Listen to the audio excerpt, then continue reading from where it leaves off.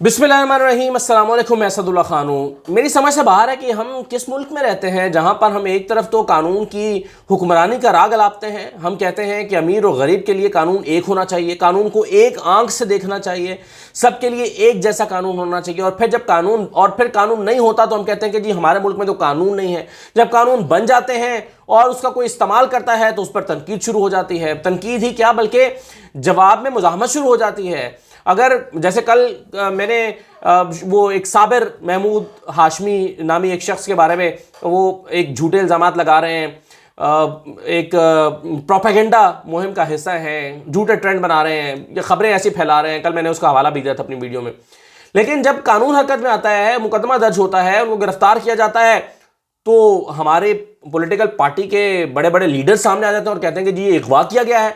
कल मरियम साहबा ने कह दिया कि ये दिन दिहाड़े साबिर हाशमी को अगवा कर लिया गया है, जबकि उसके खिलाफ तो बाकायदा मुकदमा दर्ज करके उसको गिरफ्तार किया गया है। और अगर कोई ये इल्ज़ाम लगाता है कि जी प्राइम मिनिस्टर की अलहदगी हो गई है और उनकी अहलिया उनको छोड़ कर चली गई हैं और उसके पास वो साबित करने के लिए अपना जो बयान या खबर साबित करने के लिए मवाद मौजूद नहीं है और उसको साबित नहीं कर सकता, तो फिर उस पर क्या उसको गिरफ्तार नहीं होना चाहिए, उस पर मुकदमा दर्ज नहीं होना चाहिए, कानून को हरकत में नहीं आना चाहिए? तो फिर कानून बनाया क्यों गया है? ये पार्लियामेंट में बैठ के झक मारते हैं सारे ऑपोजिशन के और हुकूमत के लोग जो कानून बनाते हैं, लेकिन कानून को इस्तेमाल नहीं होना चाहिए और कानून को हमारे खिलाफ इस्तेमाल नहीं होना चाहिए। भाई क्यों नहीं इस्तेमाल होना चाहिए? जो कानून बनाया क्यों गया है? फिर अब ये मोहसिन बेग साहब का जो मामला है, आज उनको गिरफ्तार किया गया। मोहसिन बेग साहब ने जो 2 दिन पहले प्रोग्राम में एक गुफ्तगू का आगाज़ किया, मोहतरमा हमारे जो बड़ी नामवर एंकर साहिबा हैं उनके प्रोग्राम में गुफ्तगू का आगाज़ किया और जूमानी बातें की, सब उस पर ठट्ठे मारते रहे बेशर्मों की तरह। उस पर मुझे तो कोई हैरत नहीं है, मतलब सिर्फ अमजद शुएब साहब की तरफ से माजरत आई, किसी की तरफ से माजरत भी नहीं आई। हालांकि जब मेरी कम अज़ कम नज़र से नहीं गुजरी कि किसी ने माजरत की हो, लेकिन ये माजरत हो जानी चाहिए थी कम अज़ कम। और अगर माजरत हो जाती तो ये मामला यहाँ तक पहुँचता ही नहीं। और ये होता है, चलें बाज़ दफ़ा कभी आप कहते हैं कि जी आपने एक फ्लो में कह दिया, स्लिप ऑफ टंग है, आपकी ज़बान से निकल गया, आपको उस वक्त ख्याल नहीं आया, आपने कह दिया, लेकिन फिर कुछ देर के बाद आपको ख्याल आता कि ये गलत बात हो गई और आप उसमें माजरत कर लेते हैं। जैसे हमसे शुएब साहब ने माजरत की, उन्होंने कहा कि जी किसी की दिल आज़ारी हुई तो माजरत चाहते तो आप माजरत कर लेते हैं। और माजरत करके बात जो है वो ये मैजिक वर्ड है, ये सॉरी का वर्ड जो है ये मैजिक वर्ड है। आप ये मैजिक वर्ड कहना है, सॉरी कहना है और बात खत्म हो जाएगी। लेकिन आपने नहीं कहा, आप उस पर जो आपने गलत बात की उस पर डट गए। जब आप किसी पर इस तरह का एक घटिया इल्ज़ाम लगाते हैं जो साबित नहीं कर सकते, तो उसके लिए कानून मौजूद है, वो कानून हरकत में आएगा और फिर मुकदमा दर्ज होगा। मुकदमा दर्ज होगा तो फिर गिरफ्तारी होगी। और जब आप गिरफ्तार करने के लिए जाते हैं तो मोहसिन बेग साहब ने पुलिस एहलकारों को पर पिस्तौल निकाल लिया। न सिर्फ पिस्तौल निकाला बल्कि फायरिंग करते हुए भी वीडियोस में नजर आ रहे हैं। तो इस तरह की सूरत हाल में कानून जो है वो फिर कहाँ रह जाता है? और फिर मैं देखता हूं कि उनके हक में सोशल मीडिया कैंपेन शुरू हो जाती है कि जी बड़ी ज्यादती कर दी गई मोहसिन बेग साहब के साथ। भाई मोहसिन बेग साहब ने जो कहा, क्या ये उनका इस्तेहकाक था? ये उनका हक था? वो कह सकते थे, मतलब कुछ भी कोई भी कुछ भी कह सकता है। तो फिर कानून कहाँ है? फिर तो मैं भी खड़े होकर कुछ भी कह देता हूं।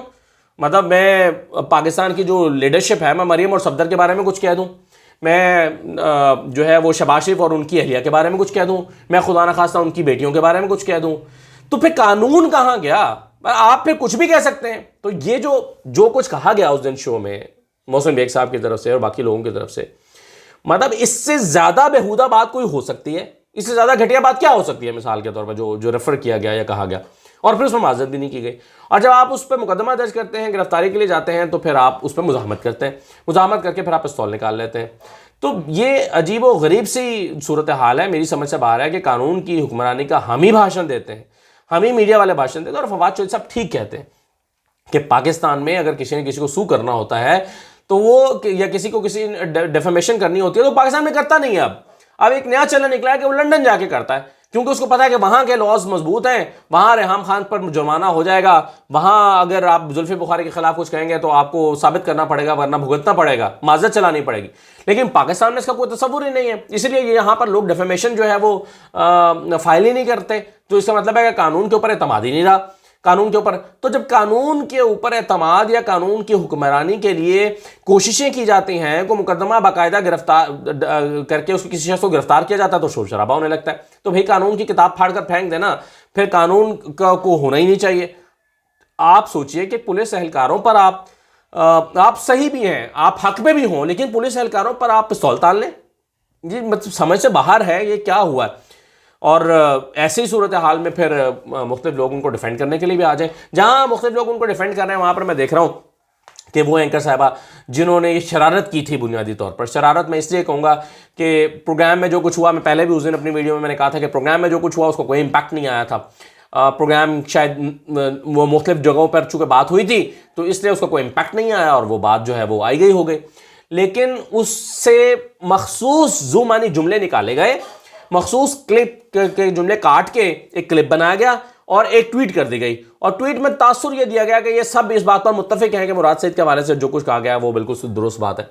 तो ये तासुर उस क्लिप में देने की कोशिश किया गया जो कि शरारत की गई थी एंकर की तरफ से। अच्छा, आज जब ये सारा एपिसोड हो रहा है, तो अभी तक जब मैं ये वीडियो रिकॉर्ड कर रहा हूं तो एंकर साहिबा का ट्विटर खामोश है। वो इस पर कोई बयान नहीं दे रही कि मोहसिन बेग की गिरफ्तारी सही है, गलत है, अच्छा हुआ है, बुरा हुआ है, माजरत करती हूँ, मेरी वजह से उनको ये सामना करना पड़ा है। क्योंकि मोहसिन बेग ने जो कहा सो कहा, वो नज़रअंदाज हो गया था।